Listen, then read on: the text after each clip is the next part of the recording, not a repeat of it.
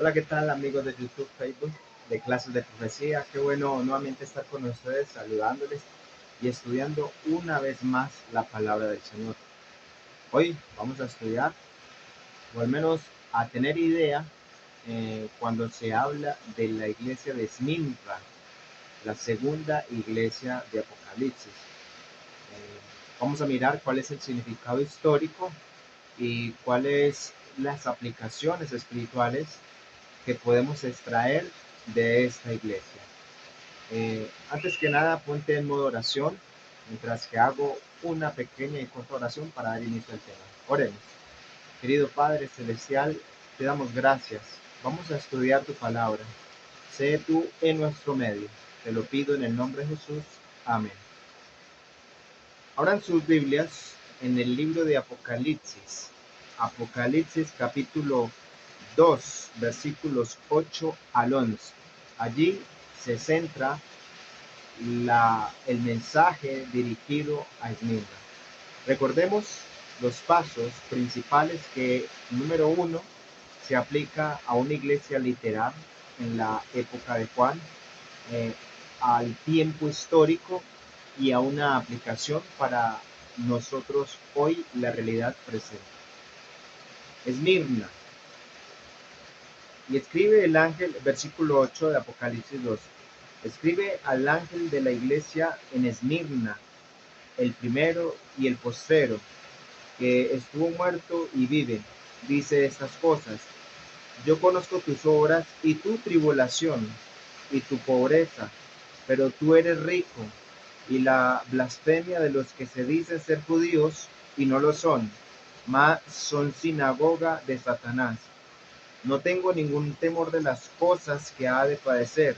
He aquí el diablo echará a alguno de vosotros a la cárcel, para que seáis probados y tendréis tribulación de 10 días. Sé fiel hasta la muerte, y yo te daré la corona de la vida. El que tiene oído, oiga lo que el Espíritu dice a la iglesia. El que venciere recibirá, no recibirá daño de la muerte segunda.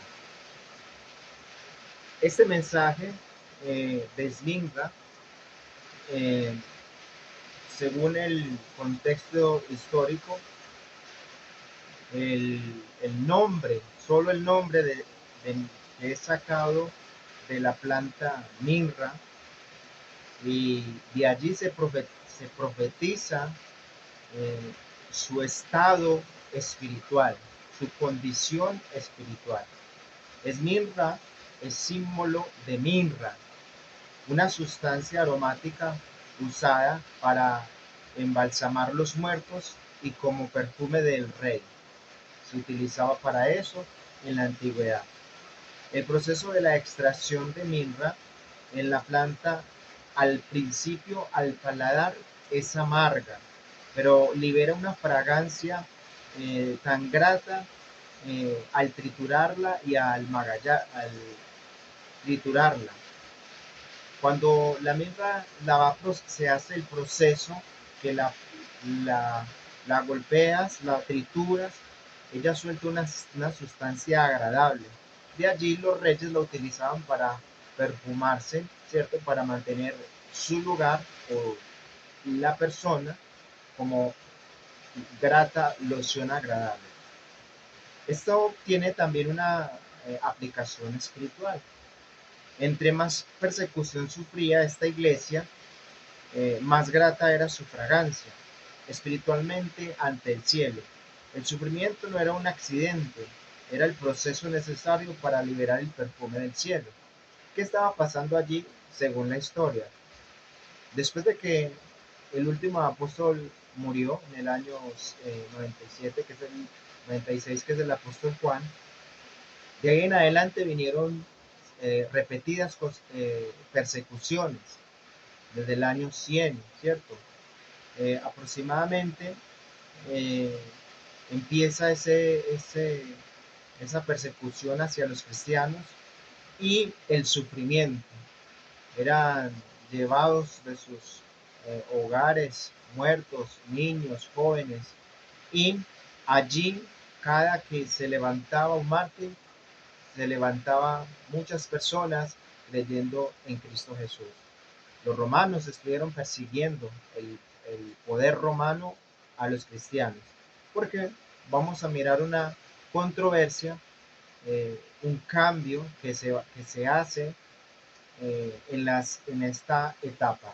Bueno, por el momento, esta iglesia estaba viviendo una época de persecución, fuertemente perseguida. La credencial del orador, el que estuvo muerto y vivió, dice Jesús. Él se presenta como el que estuvo muerto y vivió. Jesús se presenta con características específicas para consolar a quienes entran en el martirio.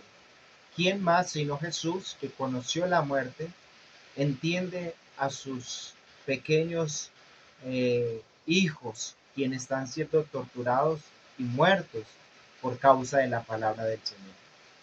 Él conoce la experiencia de la misma muerte, porque él mismo murió, compartió la misma suerte que los mártires, pero aquí lo que podemos ver es una victoria.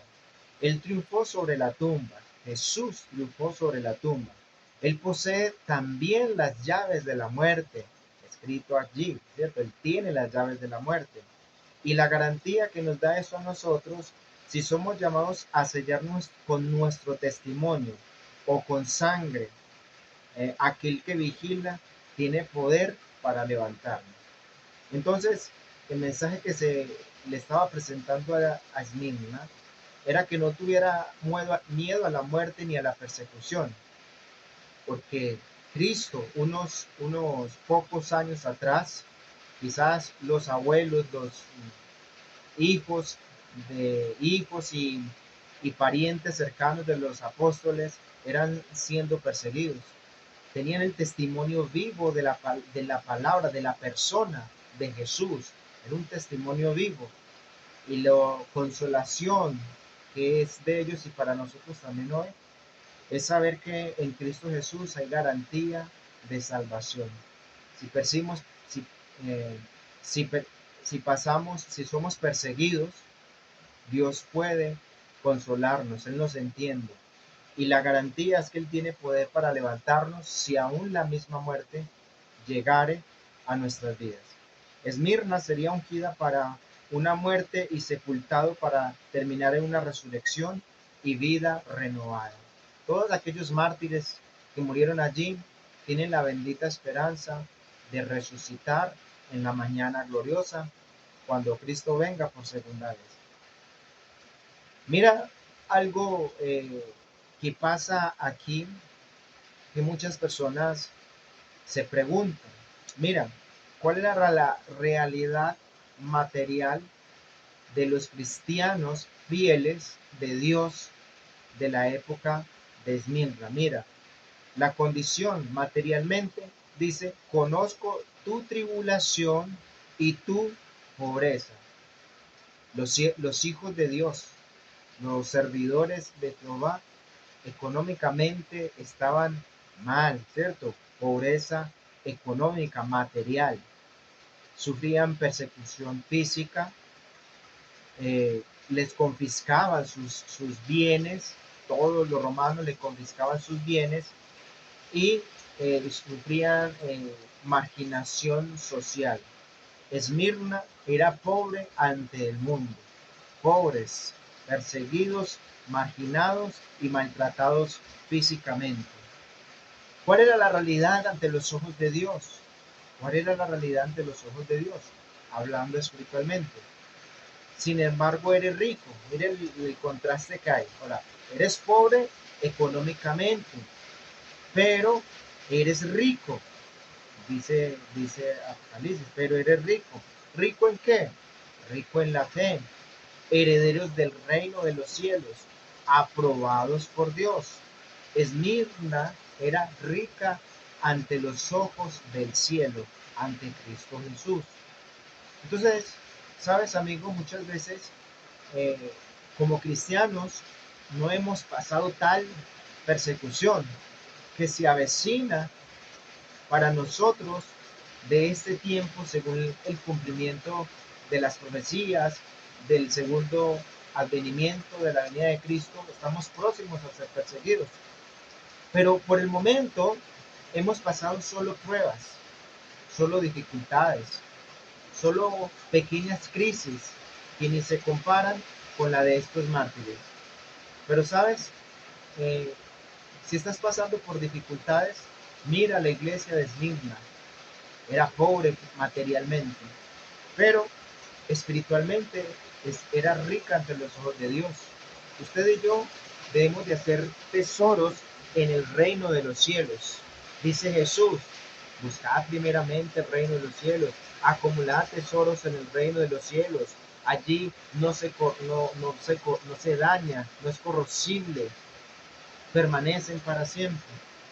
Y es lo que todo ser humano debe de buscar: las riquezas espirituales, una fe viva, la garantía de salvación, la promesa bendita de estar con Cristo por la eternidad. Las sinagogas de Satanás, dice allí que el argumento teológico, que el término judío aquí no es literal, sino espiritual. Se refiere a quienes pretenden ser el pueblo de Dios, pero trabajan en contra de él. Algunos judíos, algunas sectas estaban en el tiempo de aquellos que estaban uniendo para derrocar al cristianismo, a la iglesia que fundó Jesús. Entonces se unían como agentes perseguidores, siendo conocedores de la Biblia, pero no aceptaron a Jesús ni tampoco a sus seguidores. La iglesia de Dios versus las sinagogas de Satanás. Las características es una confederación que mezcla el mal con el bien. Satanás asume un carácter religioso para usar a las personas, persigue a la verdadera oración y promueve ritos humanos. Dios queda deshonrado cuando su nombre es usado para patrocinar los intereses de Satanás. Entonces, Satanás empezó a perseguir la iglesia con el poder romano, era el que dominaba el mundo allí. Entonces, Dios le da un consejo, una, una lo que dice allí sobre la fe. Dice: no temas. Satanás busca el control de la mente, no solo la destrucción del cuerpo, sino el miedo que lleva a la apostasía, y él la gana. Él quiere tomar el control total, la mente, el cuerpo, dañarlo, y la sociedad. El límite del miedo: no temáis a los que matan el cuerpo, mas el alma no pueden matar. Jesús lo dijo, Mateo 10:28. No hay que temer al que mata el cuerpo, sino buscar a Dios, que Él encontramos esa esperanza. La fuente real: el diablo ha de venir, que es lo que le dice a Esmirna. El diablo ha de venir a vosotros. Los emperadores y tiranos son las herramientas e instrumentos. El verdadero agresor es espiritual. La persecución instigada por una malicia diabólica ejecutada en las manos humanas. Mientras que desde el año 100 ellos vivieron una persecución constante, ¿cierto? Constante. Desde el año 100, bueno, con los apóstoles también los perseguían, pero llegó un momento en que las iglesias estaban a través de Pablo instituidas, pero después de la muerte de Cristo y muerte de los apóstoles se fueron en contra de cada seguidor de Cristo. Entonces allí aparece en la historia un dato muy importante. Del año 100 al 313, persecución. Entonces allí en el año 303 aparece un edicto para destruir iglesias y, y quemar escrituras, que es la gran persecución de Diocleciano. En esa persecución se hace más fuerte y más severa, porque el edicto eh, va hacia las iglesias cristianas que están instituidas y quemar todos los evidencia bíblica que existía, los papiros, los pergaminos y aquel que tenía la verdad presente, guardada en su corazón. Fueron 10 años fuertemente de persecución desde el edicto que es de Diocleciano para perseguirlos. Fue el intento final y más sangriento del paganismo para exterminar a los cristianos antes que la iglesia sea subordinada por el Estado. Roma se llenó de ira contra esta seguidores de Jesús. Y durante 10 largos años, hasta el 313, donde aparece Constantino. Constantino, hijo de madre cristiana, su padre un emperador y él posesionado para liderar Roma. O sea, la iglesia que estaba persiguiendo, ahora se, se nombra un gobernador, un monarca, que es Constantino. Constantino ahora eh, viene y pasa algo con él. La historia de Constantino es que él era un guerrero, un soldado de guerra, un general, y una vez enfrentó una batalla fuerte y tenía miedo. Entonces, eh, como su madre le acostumbró a orar y lo encomendaba a Dios, al Dios de los cristianos, porque ellos tenían muchos dioses paganos, muchas deidades. Entonces, allí mmm, cuenta la historia que vio un símbolo de la cruz y una voz que le decía, con esto vencerás. Entonces él decide poner a sus tropas y en cada escudo poner el símbolo de la cruz. Y allí empieza la batalla y vence aquella guerra que era tan dura. Venció. Y ahora Constantino queda impactado y allí pone fin al edicto de Diocleciano. Y ya a partir de allí deja de perseguir a los cristianos. Eso es una muy buena noticia, ¿cierto? Pero ahora Constantino empieza a un proceso de reorganización y forma, por decir así, un movimiento religioso, que es donde sustituye todos los credos, todas las costumbres y todos los dogmas y los establece y los vuelve cristianos. Entonces él empieza a formar eh, una combinación como de poder político con poder religioso y el resultado fue una iglesia cristiana que en aquel entonces inicia, que se llama la iglesia católica, ¿cierto? Entonces en la era del martirio, del crisol purificador, el escenario, las catatumbas de Roma servían como refugio y cementerio, mientras el Coliseo se convertía de muerte a los cristianos en espectáculo público. Eso ocurrió durante los 10 años en el edicto. Se dice que en un solo mes, oiga, en un solo mes murieron 17.000 mártires. En Egipto, 144.000 murieron por violencia y 700.000 por la fatiga en el desierto. El testimonio, cuerpos, multitudes y pérdidas de extremidades, pero una fe intacta. La décima persecución fue el crisol, donde la iglesia fue probada a fuego. Allí podemos ver a Policarpo, un personaje en la historia cristiana que se resalta.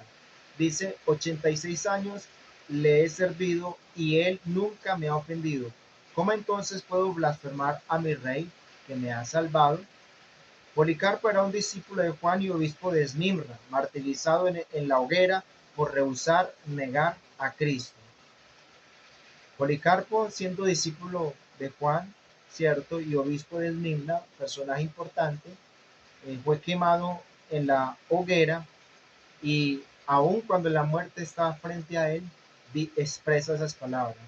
86 años le he servido a él y nunca me he ofendido. ¿Cómo entonces puedo blasfemar el nombre de mi Salvador y Rey? El significado. La muerte ilustra la fidelidad que Cristo exigía, una lealtad que valora la verdad más que la supervivencia biológica. ¿Hasta qué punto nosotros podemos servirle a Dios? Nosotros tenemos la capacidad de seguir a Cristo aún hasta, hasta dar nuestra vida por causa de Él. Pues esta era la fe de aquellos mártires, aquellos seguidores fieles de Dios que confirmaron su nombre con sangre en el libro de la vida. Nosotros nos falta mucho por aprender de esta iglesia, pero aprendamos hoy que hay que seguir a Cristo, así la misma muerte es enfrente de nosotros. Una prueba de lealtad. Un grano de incienso dice, a menudo los cristianos podían salvar sus vidas como un símbolo de gesto, echar un grano de incienso en el altar del emperador. La decisión no era terquedad, era la lealtad suprema. Rechazaron la liberación basada en la mentira. Sé fiel hasta la muerte, le dijo Jesús. Esto implica no solo ser fiel hasta el final de la vida, sino estar dispuesto a morir por causa de tu fidelidad. ¿Saben entonces qué decían los romanos? ¿Quieres salvar tu vida? Pues mira, lo único que tiene que hacerla es echar un grano de incienso en el altar del emperador. Una cosita chiquita, un granito, es lo más pequeño de incienso. Allá está el altar del emperador. Échelo ahí y su vida será, no le mataremos. Los amenazaban psicológicamente, pero estos hombres fieles conservaron su fidelidad en Cristo Jesús. ¿Cuál es la recompensa? Jesús le dice, la corona de la vida, la diadema de derecho real, el estéfanos, corona del vencedor, según el griego. El significado, la promesa no es una diadema real heredada, sino un estéfanos. ¿Qué es eso? La corona de victoria otorgada al atleta o soldado que ha conquistado mediante el esfuerzo y la gracia. Cuando se hacían aquellas corridas, cuando se hacían aquellas carreras, el que participaba se esforzaba, se sacrificaba, hacía muchas cosas para alcanzar esa corona. Así de la misma manera, estos mártires, estos cristianos fieles a Dios, que es un ejemplo vivo para nosotros, para ser fieles a Dios en toda prueba, por difícil que sea, saber que Dios tiene una corona de victoria para nosotros. Esa corona es el resultado del carácter aprobado. Se recibe cuando Cristo regrese. Una urgencia. Si perdemos el cielo, lo perderemos todo. Entonces, Dios nos recompensará. Él nos da la vida eterna.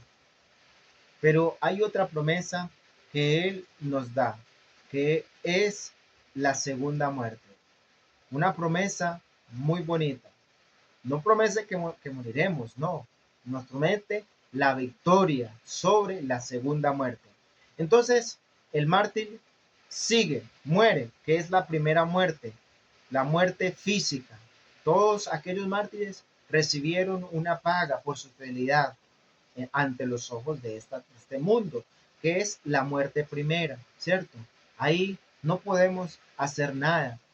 Nuestra fe nos llevó a dar nuestra vida por la fidelidad a Cristo Jesús. Pero viene lo bonito, que es la resurrección, que es la paga, la recompensa, y es la vida eterna. Entonces, estos mártires, aquellas personas que fueron muertas y todas aquellas que hayan hecho sacrificios por el Señor, recibirán su recompensa. Pero sobre todas las recompensas es la vida eterna en Cristo Jesús. Pero contrario al cobarde, porque hay algunos que quizás se acobardaron, el cobarde o las personas que no quieran hacer sacrificio por Dios, ¿qué reciben? Salva la vida física. Usted, alguno mártir echado frente a la hoguera, siendo perseguido por un león para ser comido por él, encerrado en pozo en una cárcel, él pudo salvar su vida, pero ¿cuál era su resultado? Salvar su vida física, no morir, y vivió eh, los 80 años de vida mientras estuvo allí sirviéndole a Roma, a los Césares, salvó su vida. Pero ¿cuál es su resultado? Llegó también la muerte al final de sus días. Y al fin entrará a un juicio. Y cuando Cristo venga por segunda vez, entonces recibirá la segunda muerte, no resucitará. Y esa es la muerte eterna, no volver a existir.